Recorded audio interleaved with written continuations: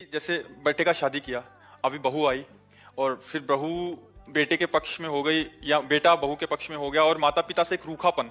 फिर कह रहे हैं कि ऐसी स्थिति में जिसको पाला पोसा बड़ा किया और जब उसकी तरफ से कटुता होती है तो महाराज जी जब बड़ा हृदय वृद्धि।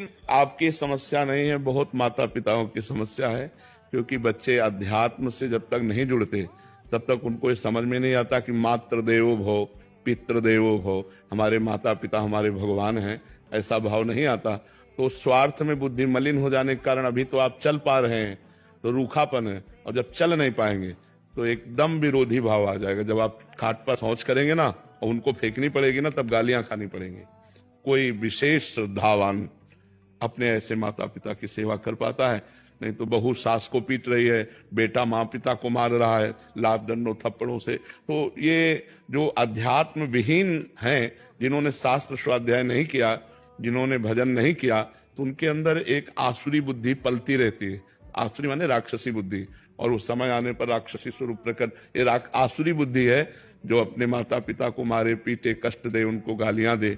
दैवी बुद्धि है कि उनके चरण छुए, उनको भगवान की दर्जा दे और उनका पोषण करे। अवस्था जैसे जैसे ढलती जाए तो वैसे दुलार करे जैसे हमारा दुलार माता पिता ने किया। बेटा और बहू भी तो एक दिन बूढ़े होंगे। हाँ, देखो, अगर हम अपने माता पिता को कष्ट देते हैं तो हमारे जो पुत्र होंगे वो हमको उससे 100 गुना बढ़ के कष्ट देंगे, क्योंकि वो ब्याज भी तो मिलेगा।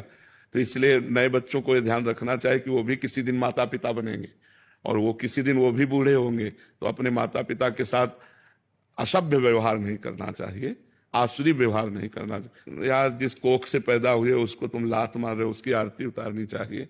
माता तो देवी है और पिता भगवान का स्वरूप है, ऐसा भाव। पर ये भाव तभी आएंगे जब सत्संग सुनोगे, अध्यात्म में चलोगे। अगर अध्यात्म की बात नहीं सुनोगे तो राक्षसी भाव ही आएगा कि चलो किसी अनाथालय में छोड़े आते हैं, फुटपाथ में छोड़े आते हैं, ऐसे। तो हमें लगता है आज हमारे नौजवानों को अध्यात्म श्रवण करने की आवश्यकता है। शास्त्र श्रवण करें, संतों की बात सुने, जिससे समझे तो माता पिता कौन है। माता पिता की आराधना से भगवान विट्ठल आज जो महाराष्ट्र में विराजमान है वो माता पिता की आराधना से ही प्रकट हुए। पुंडरीक नाम के एक भगत अपने माता पिता को भगवान मानकर आराधना करते थे, तो भगवान स्वयं चलकर दर्शन देने आए। जो विट्ठल रूप में है ना, वो स्वयं दर्शन देने आए। माता पिता की आराधना भगवान की आराधना है। पर कलयुगी बच्चे नहीं समझ पा रहे हैं, वो अपने माता पिता को दुख दे रहे हैं, तो उनके बच्चे उनको दुख देंगे। पक्का समझो, ब्याज सहित मिलेगा। यहाँ सब कुछ ब्याज सहित मिलता है। तो गुरुदेव, ये कर्म तो छूटेगा ही नहीं। जैसे बच्चों को उनके किए का कर्म मिल रहा है, पर उनके तो यही तो परंपरा हम आज तक भोग रहे हैं। जब से सृष्टि हुई तब से यही तो भोग रहे हैं। बार बार जन्म, बार बार मरण, बार बार जन्म, बार बार मरण। कहाँ मुक्त हो रहे हैं हम? ये कर्म परंपरा